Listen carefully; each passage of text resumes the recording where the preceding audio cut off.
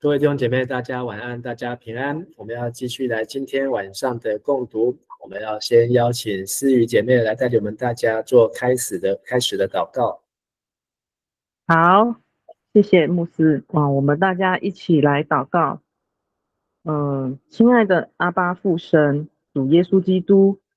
透过祷告明白你的心意，对我是至关的重要。我们感谢你在这个时刻，让我们同心学习圣经，并且共读，使我们能理解圣经中的启示和奥秘。求圣灵来开启我们的心窍，让我们能明白神你的话语，并让圣灵的光照亮我们的内心。恳求主赐给博智牧师更多的时间、智慧和健康，使他能够牧养羊群，为主的使命来差派使用，来完成福音的国度使命，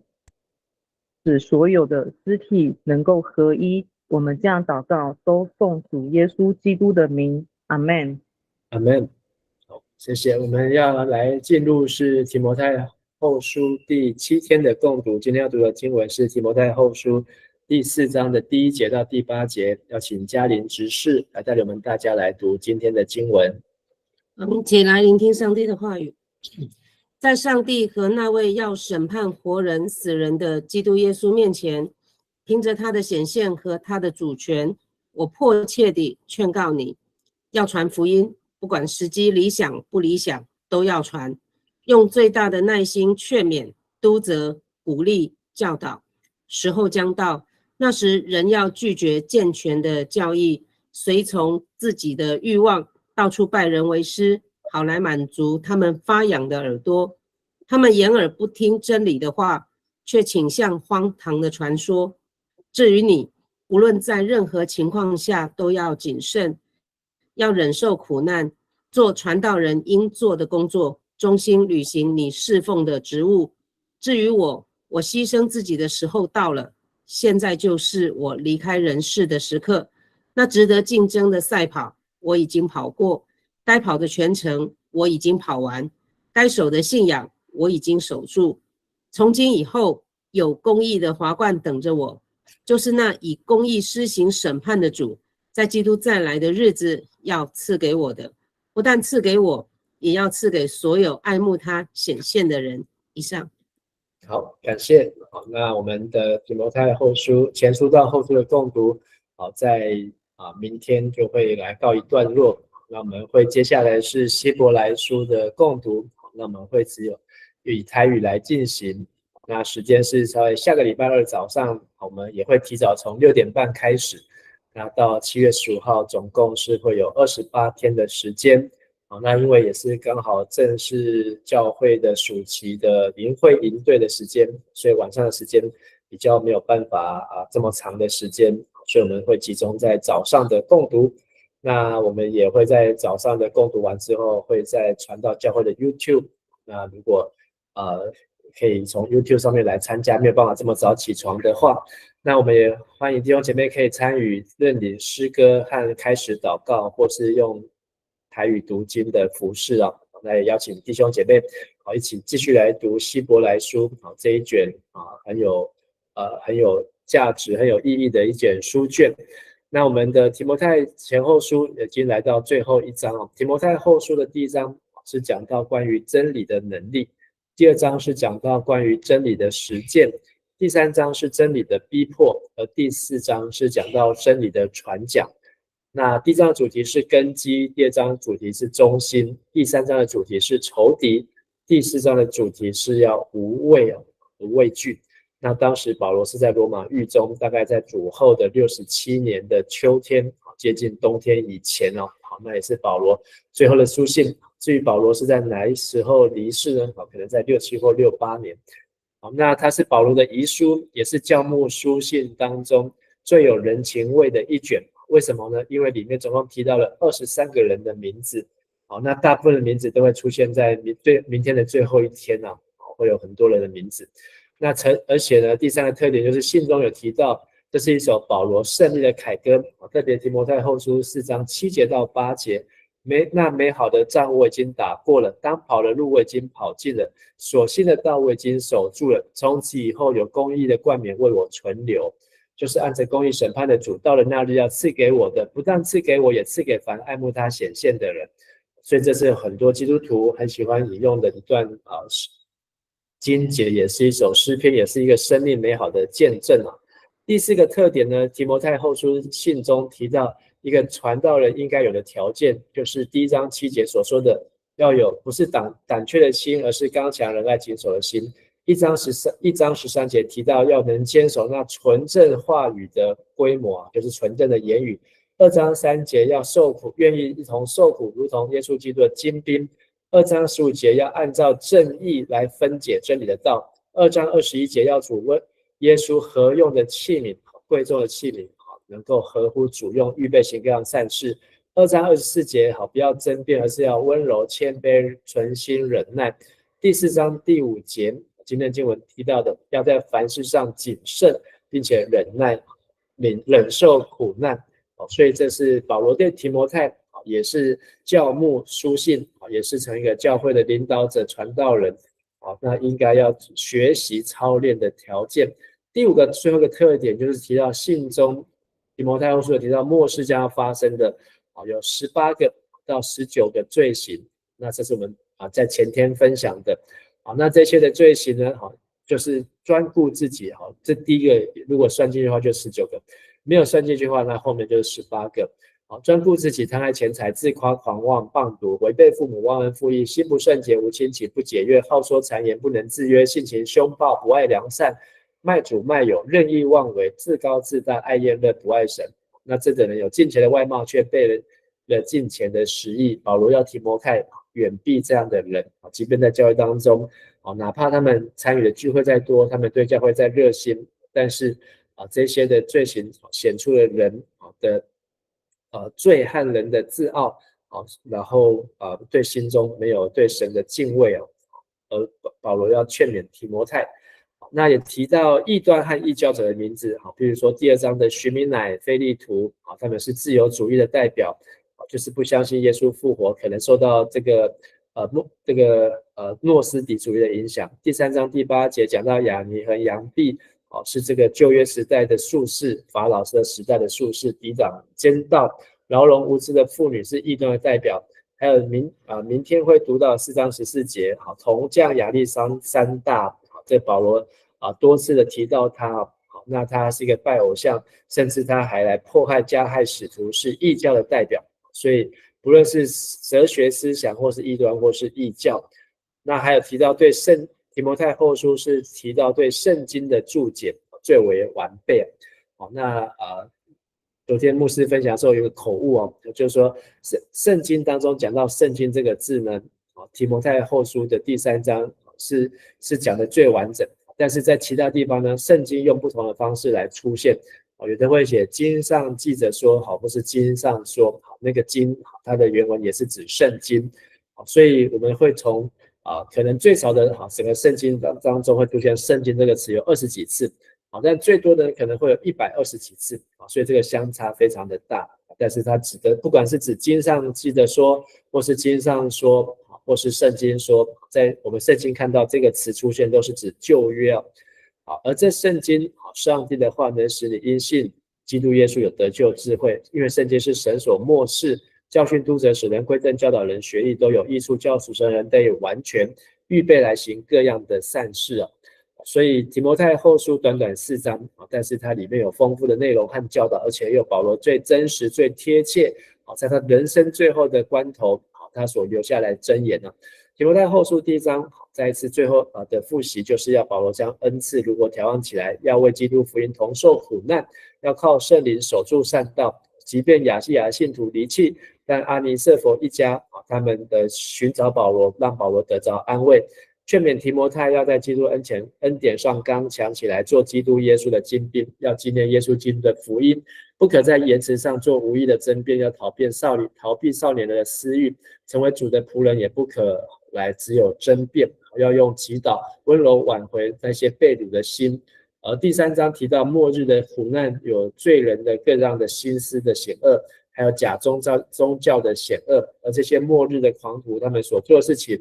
最终会原形毕露。而保罗要提摩太继续效法保罗，他的谨守，他的受苦，他的得救，这我们昨天读的，也要继续来持守真理，因为圣经使人得救，圣经从神而来，圣经使人得益处，圣经也使人完全。昨天的金句是3章16节，圣经都是神所默示的，于教训、督责、使人归正、教导人学义，都是有益的。这个默示在英文就是 God breathed， 就是上帝的呼吸，上帝的气息，上帝的气息。那我们进入第4章，是关于提摩太后书最后的训诲整章。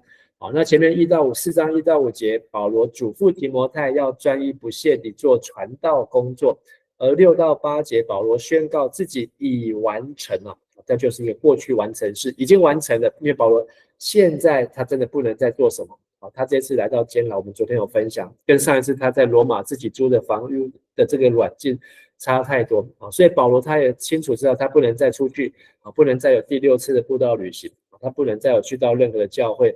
他现在唯一做就是要预备来见主的面，那也是他人生的最后。特别呢，第4章一开头，第4章第1节当中，保罗用父神基督当作他的见证者。保罗人在罗马地牢地窖当中，然后以耶稣基督的再来、耶稣的审判，还有耶稣所建立的国度来当做一个激励，加强下面这些的嘱咐的严肃性，就是我们今天前面读到4章1到8节，特别保罗用一个我在上帝和耶稣基督的面前嘱咐你，而且是这个面前呢，是包括将来审判活人死人，还有他耶稣基督的显现和耶稣基督的国度。所以保罗是一个慎重郑重。那到底保罗要说什么呢？他要说的就第2节，务要传道，无论得时不得时。得时不得时的意思就是时机是否对或是不对，就是适不适合传福音的时机。有时候传福音很容易很简单，你随便传，人家就相信，愿意来决志信主。但有时候呢，你明明传福音传得很好，可是就是人家不愿意，或是有各样的理由不要来教会。所以得时不得时，这个时机呢是不论如何都要传道，这是保罗郑重的嘱咐。然后同时保罗也要告诉提摩太要用百般的忍耐教导责备并警戒，这个警戒就是要用言辞来警戒，就是不要轻描淡写，一定要斥责那些不对的做错的。然后呢，在那时候将到，人会厌烦健全的教导。健全的教导指的就是指上帝的话，包括旧约完整的上帝的教导。但是人会厌烦，是指人无法忍受，因为我们要读旧约，比如说我们今年有机会会读到历代志上、历代志下，然后再读耶利米书，耶利米书总共有52章，然后再读但以理书，这些有时候我们不是那么容易可以读完，所以对一般世人俗人来讲是无法忍受，但是保罗是郑重的嘱咐提摩太，因为人呢人会耳朵发痒，随心所欲的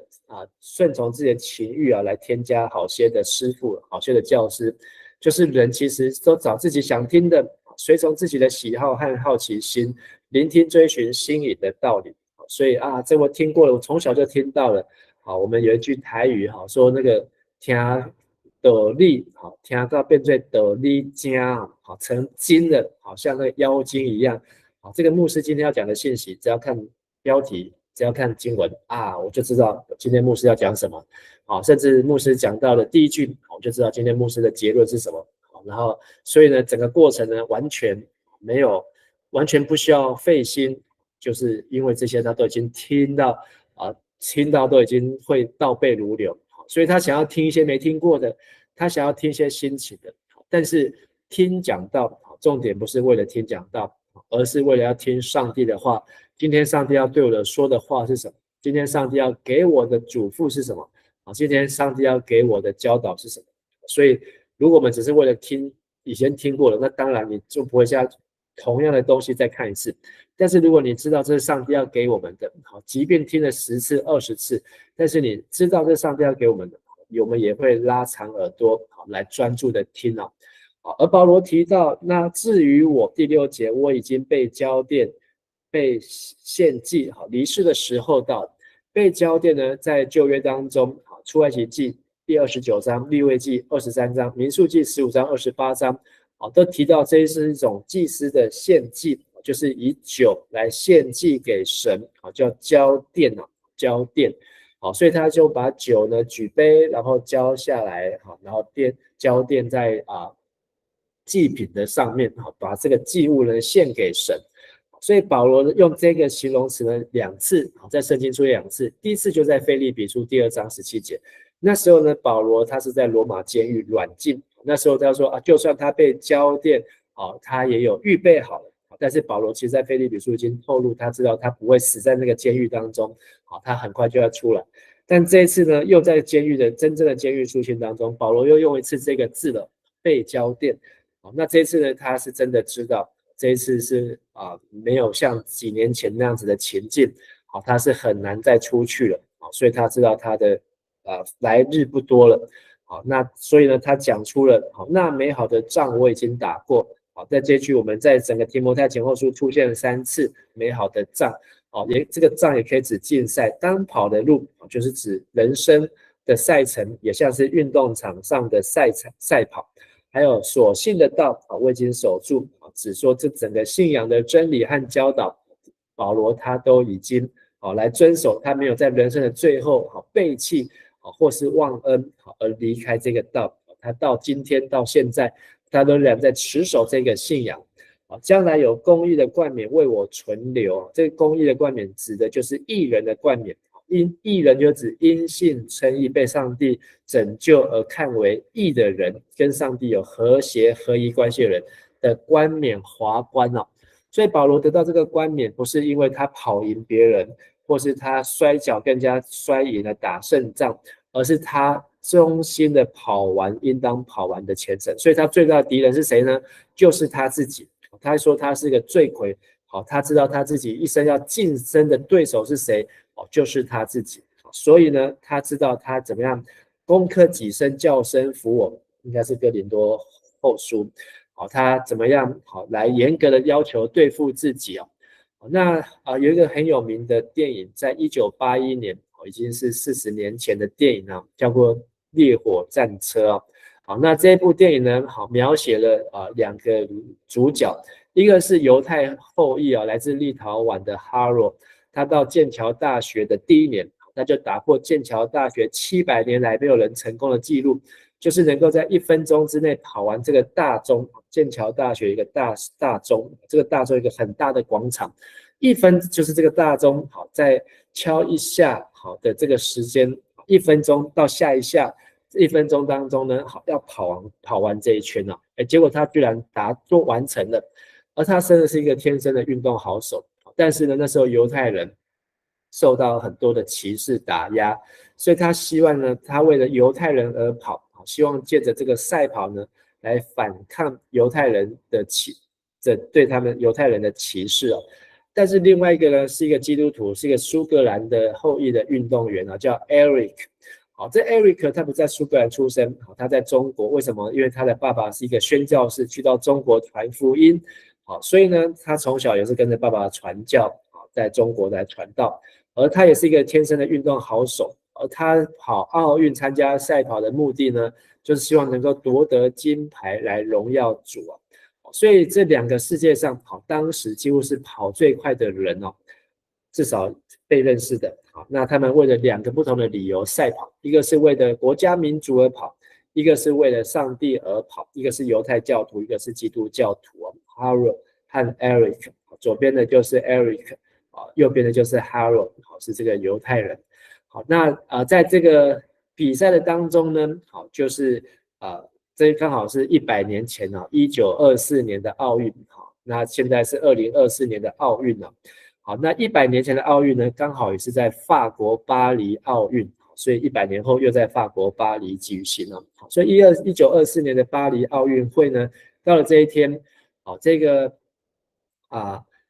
Eric 呢，他本来是被排到2个都要参加100公尺的赛跑，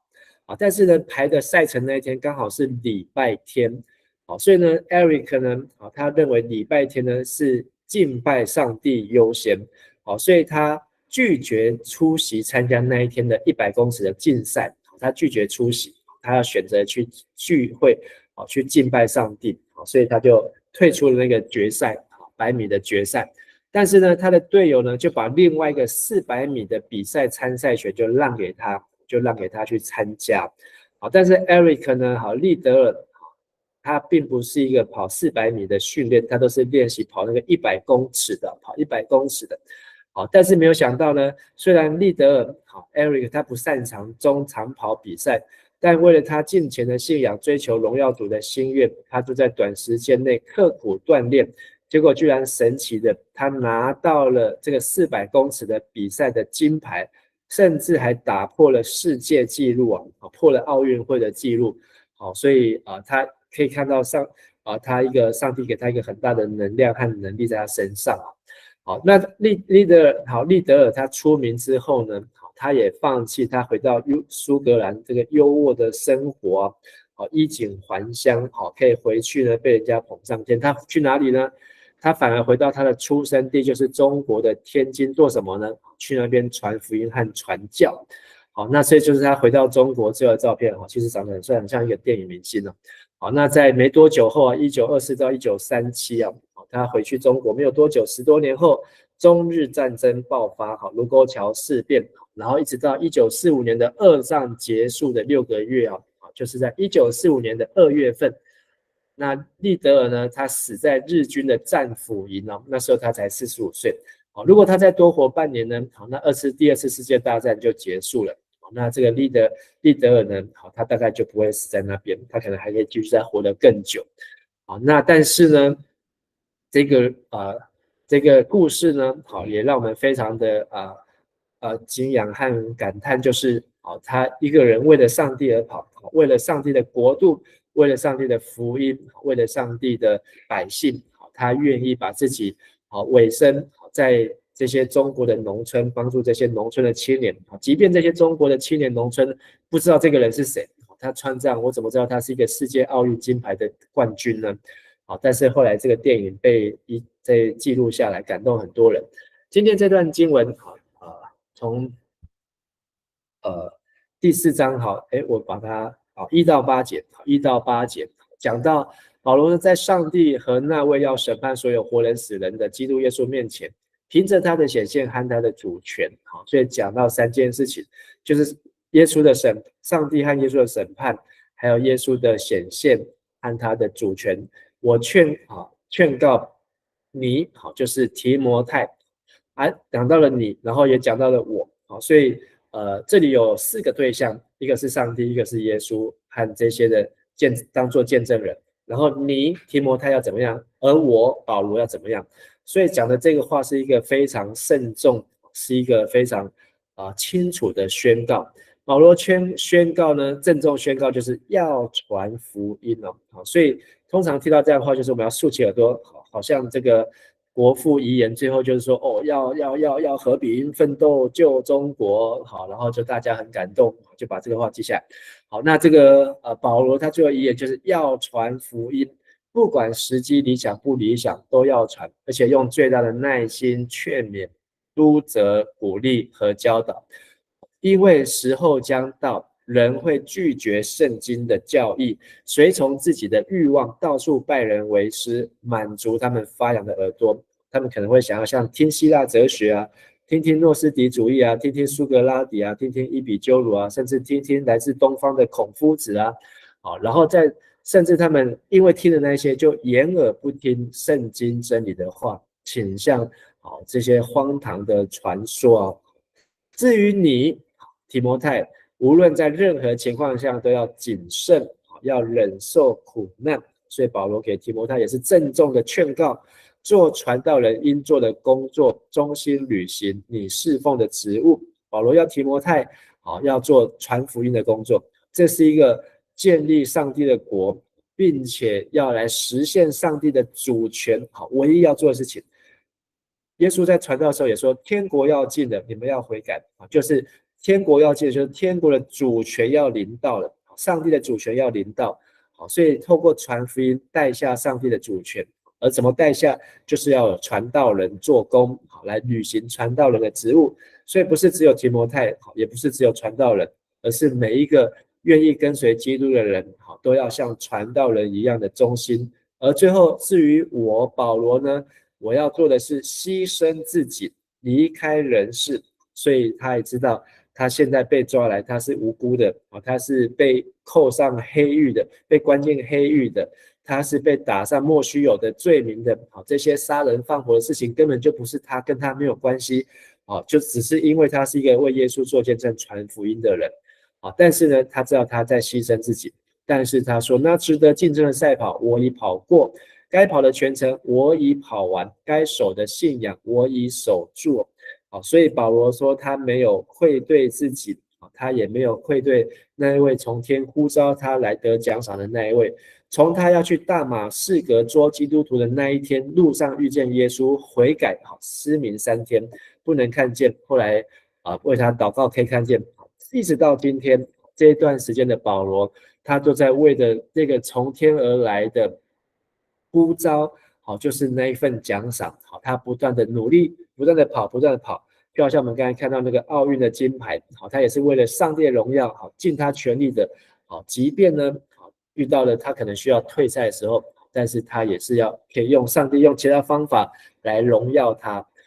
而第8节，从今以后就有公义的华冠等着我。那华冠就是以公义施行审判的主，在耶稣基督再来的日子要赐给我的。所以我们每一个人终点不是我们受洗，也不是我们成为基督徒，成为牧师，成为长老，或是牧师退休那一天，就是终点，都不是。我们的终点也不是我们踏进棺材那一天，也不是。我们真正要跑的终点是在主耶稣基督再来的那一天，才是我们真正的终点。所以我们要让我们知道，我们要跑的是一场42公里的马拉松，知道我们要跑的是一个要跑完全程。所以我们的信仰是要足够的动力，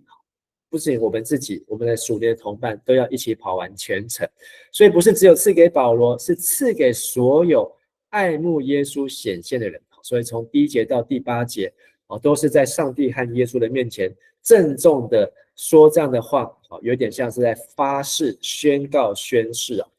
就是要传福音，要忍受苦难，然后要得奖赏，要得奖赏。所以要传福音，要忍受苦难，要得奖赏，这3件事情是保罗郑重的交代和遗言。传福音不论时机如何都要传，虽然人要厌烦纯正的道理，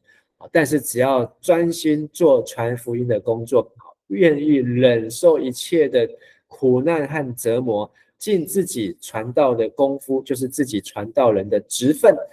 就将来当牺牲的时候到了，完工的时候到了，上耶稣显现的时候到了的时候，就要得到那公义的冠冕。那今天的金句第7节，那美好的仗我已经打过了，当跑的路我已经跑尽了，该信的道我已经守住了。美好的竞赛我已经拼了，要走的路程我已经走完，要守的信用我已经坚守。I have fought a good fight. I have finished the rest. I have kept the faith. 就是我们能够知道这些都是我们确实有去做。所以当我们听了上帝的话又去行的，就是聪明的人要把房子盖在磐石上，就是为自己积攒财宝在天上，有那公义的冠冕，为一切爱慕耶稣基督显现的人来存留。我们今天就分享到这边，我们一起来祷告。感谢父神，感谢主耶稣，让我们明白我们在基督里一切的劳苦都不是徒然，让我们忘记背后，努力面前，向着标杆来直跑。让我们务要传道，无论得时不得时，我们都要传福音，总要救些人，因为我们自己也是从福音当中得着福音的果效，还有福音的好处，也求主帮助我们，让我们明白我们要如何打那美好的仗，要跑那当跑的路，而且所该守信的道，我们要如何的坚守，让我们能够一生到老都不偏离，也用我们在地上的一生能够来获取在天上那永恒的生命以及永恒的奖赏和冠冕。也愿上帝你再一次借着你的话语来鼓励我们，安慰我们。当我们在苦难当中，当我们在受折磨、受试炼、受试探当中，让我们知道我们是与主一同受苦，也要与主一起同享耶稣的荣耀。耶稣来的时候，我们要一起同享尊荣。愿上帝的话语牢牢在每一个弟兄姐妹的心中。我们这样祷告祈求，奉靠主耶稣的名求，阿们。感谢大家，感谢每位同工，大家晚安平安。谢谢牧师，谢谢牧师，好，晚安。谢谢牧师，晚安。晚安，谢谢牧师，晚安。拜拜，晚安。